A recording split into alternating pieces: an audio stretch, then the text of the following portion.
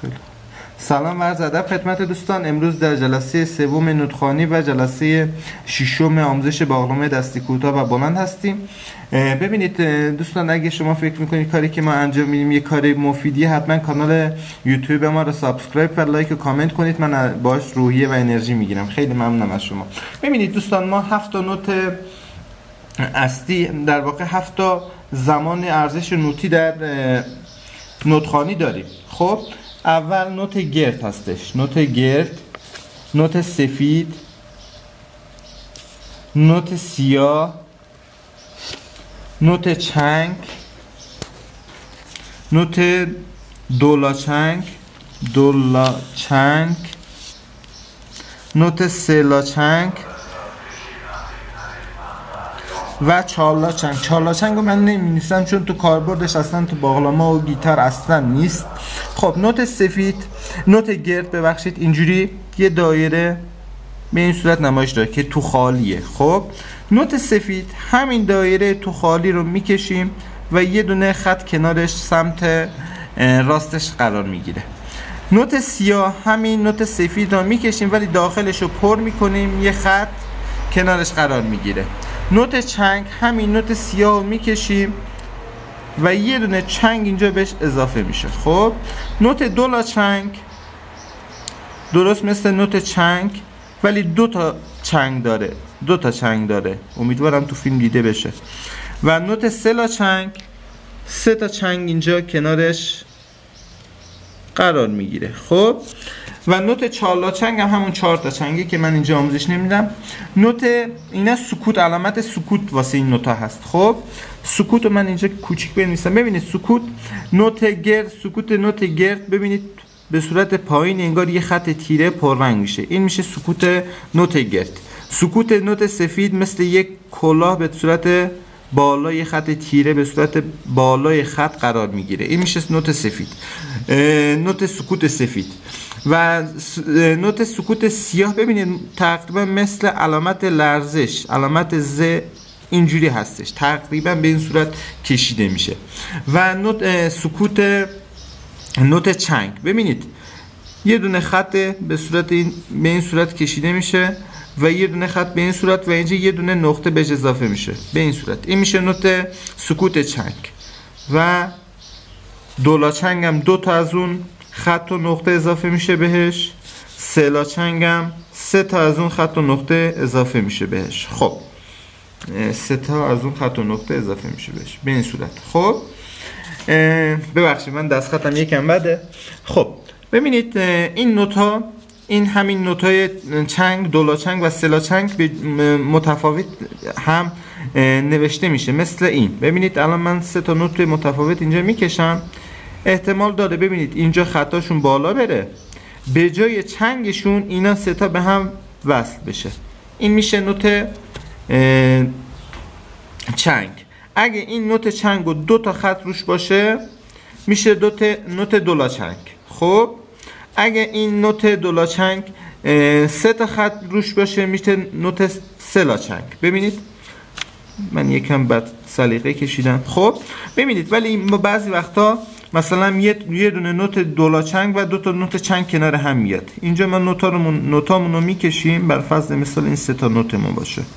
خب ببینید خطاشو میکشیم، میخوایم یه دونه نوت چنگ باشه 2 تا نوت دولاچنگ باشه، یه دونه خط میکشیم و این 2 تا مثلا این 2 تا دولاچنگ ما، این 2 تا خط رو اینا قرار میگیره ولی رو این فقط یک خط. و امکان داره این نوتا به این صورت هم کشیده بشه. ببینید دوستان 3 تا نوتمون رو میکشیم، مثال 3 تا 4 تا 5 تا 6 تا، امکان داره 2 تا هر چند تا بود. خب نسبت به آهنگی که میخوایم بزنیم. خب به صورت پایین هم امکان داره کشیده بشه. خب و امکان داره بخوایم این نوت دولاچنگ باشه، این دولاچنگ باشه، این یه لاچنگ باشه، یه دونه خط اینجا به این اضافه میشه و یه دونه خط اینجا به این اضافه میشه، اینا نوت دولاچنگ میشه، این وسطی چنگ میشه. امکان داره مثلا این بخواید این هر هر سه تا دولاچنگ بشه اینجوریه و اگه بخوایم مثلا فقط این نوت رو سلاچنگ کنیم اینجا یه دونه چنگ بهش اضافه میشه. خب بعد که اینو گفتیم ارزش زمانی نوت، ببینید ارزش زمانی نوت گرد 4 هستش، ارزش زمانی نوت سفید 2 هستش، ارزش زمانی نوت سیاه 1 هستش، ارزش زمانی نوت چنگ 1/2 هستش و ارزش زمانی نوت دولاچنگ 1/4 هستش و ارزش زمانی سلاچنگ 1/8 هستش. خب ارزش زمانی اینا بر حسب نوت گرد. ببینید نوت کامله، نوت کامل یا 1. خب نوت سفید 1/2، نوت سیاه 1/4 نوت گرد، نوت چنگ 1/8 نوت گرد، 1/8 نوت گرد، نوت دولاچنگ 1/16، نوت سلاچنگ 1/32 و به خاطر همینه که مثلا ترکی میگن birlik نوتا نوت گرده، ikilik نوتا همون نوت سفیده، dörtlük نوتا همون نوت سیاهه، 8'lik نوتا همون نوت چنگه، 16'lık نوتا همون نوت دولاچنگه، 32'lik نوتا همون نوت سلاچنگه. خب و الان من میخوام اینجا یه دونه شجره نامش رو براتون در واقع بنویسیم. نوت چارلاچنگ هم همون 1/64.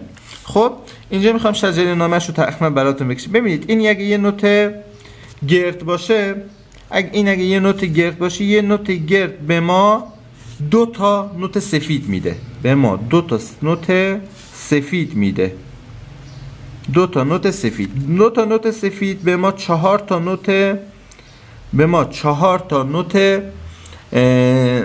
سیاه میده، 4 تا نوت سیاه، به خاطر همین نوشتیم 1/4. خب 4 تا نوت سیاه میده.